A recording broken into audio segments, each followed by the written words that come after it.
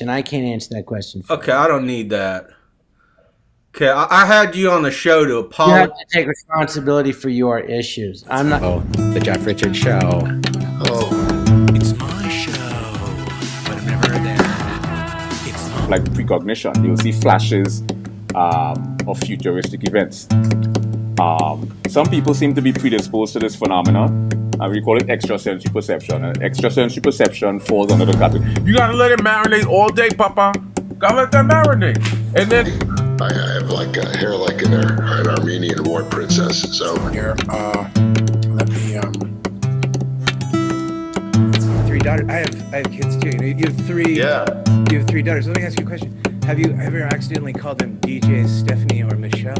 Absolutely. That's what I call them. They call me Dan. extrasensory perception.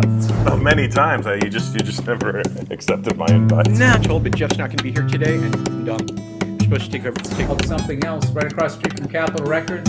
What's that Venue. The Mexican restaurant? Here I go. Here. no. I got into composing and arranging and music. You ain't a bitch. how did you research to play that role?